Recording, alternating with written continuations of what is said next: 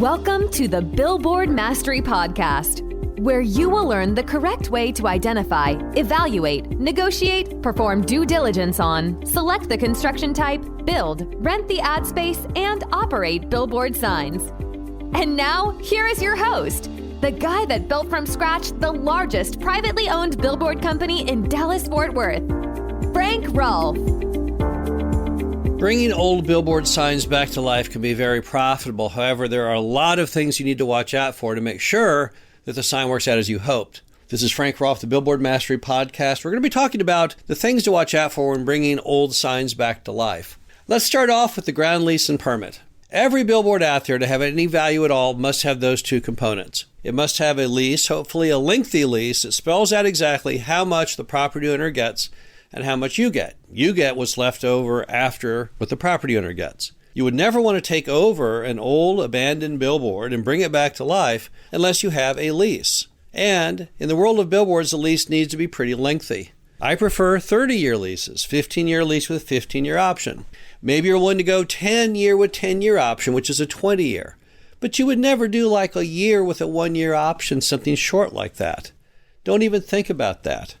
You got to have long-term leases. Our industry has been built since inception on the idea of the long-term lease, on the idea that if you do something and you do it well, you get long-term cash flow. So you've got to have a lease signed by the property owner. It can't just be a handshake. It has to be something that's actually written, and it has to be long-term. Second, you have to have a permit. Now, not all signs have a permit. Some come with a permit, whether it be state or city.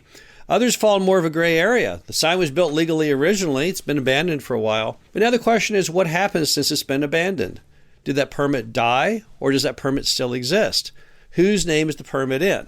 If there's any way you can get that permit into your name and make it 100% valid, you definitely would want to do that. That would be very, very important.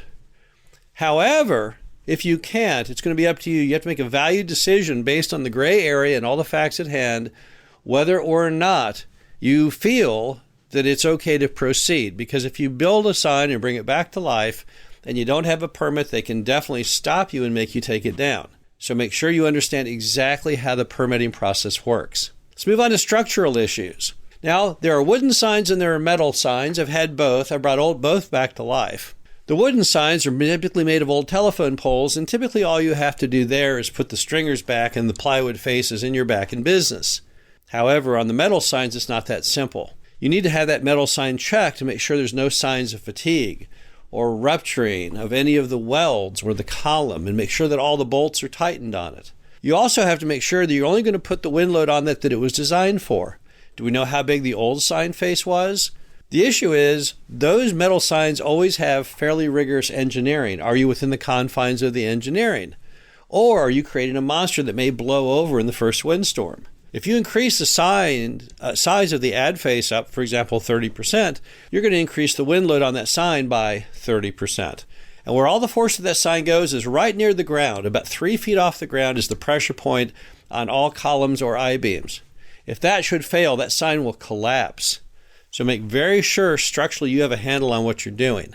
There are people out there who can do structural engineered drawings of billboards you're bringing back to life. Now, they can't typically do the foundation, so you won't have that accomplished.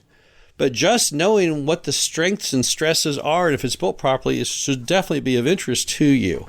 Also, make sure you understand the laws regarding safety equipment. OSHA has been on a rampage for decades now, wanting to make sure that all billboards are safe to be worked on. That means that you need to have all kinds of items on there, catwalks.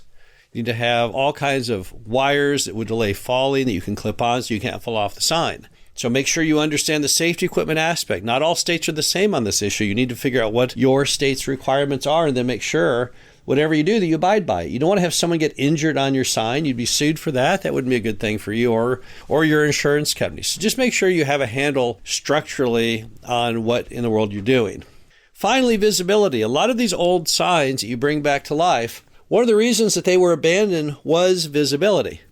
And if there's a visibility problem with your sign, first thing you have to figure out is what is it and who owns the right to trim back that obstruction. If it's private property, okay. Now, if it's private property, we can go to the person who owns that private property and we can say, hey, we want to go ahead and, chop down that tree or whatever it is that you need to be done in order to get that accomplished.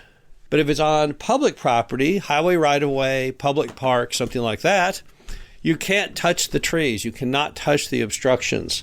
So the first issue is it an obstruction you can remove? And if you say, nope, I can't because it's a national park or it's a state forest, then don't bother trying to bring the sign back to life because you can't ever remove the blockage. And you have to know that on the front end before you get entwined with that sign. The other issue is the timing.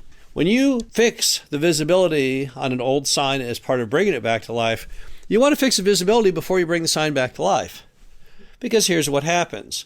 When you're talking about removing some kind of visibility issue on what appears to be an old abandoned pile of telephone poles, the person thinks there's no money in it and they're willing to do it for a very, very small amount of money, even potentially free. However, if you put the sign back together and then approach them, they'll look at the sign and say, wait a minute, I can hold these people hostage because I know that McDonald's wants to, advertise on there. I see the beautiful McDonald's ad. And so, gosh, this is now real money. This is my chance to get a real windfall. So the timing is also very, very important when it comes to solving the visibility on the billboard. Now, one other word of caution. Do not ever cheat on this. Don't try and go out there and solve it yourself with a chainsaw on a Saturday morning. People are typically unaware of the huge penalty you have if you chop down a tree or tree limbs without permission of the property owner. It, in some states, could be a felony. The dollar amounts are gigantic. Remember that tree took decades to grow, maybe 100 years. You think they're going to let you off on just the price to buy a new little twig tree over at the landscaping shop? No, they are not. And they'll know exactly who to look for. The only one who would possibly have chopped that limb off the tree would be the person trying to remove the obstruction from your sign. And don't also forget the possibility of the highway patrolman going down the highway at the same time you got out your little chainsaw, and you will be in big trouble. I've walked many a sign because I could not fix the visibility and I had no interest whatsoever in breaking the law to do so, and I urge you to do the same. The bottom line to it all is that old signs can be very, very profitable to buy and bring back to life. One of my favorite signs of all time was the sign I owned out in Plano.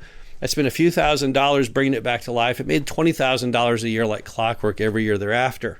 So it's a great thing to do, but do understand the pitfalls. Make sure that you do it in only the proper manner. It's very, very important if you're going to be bringing old signs back to life, you do so profitably. This is Frank Rolfe, the Billboard Mastery Podcast. Hope you enjoyed this. Talk to you again soon. Thank you for listening to the Billboard Mastery Podcast. Be sure to visit us at www.billboardmastery.com. where you can find past episodes of this show, plus an array of information to help you successfully build, buy, and operate billboard signs.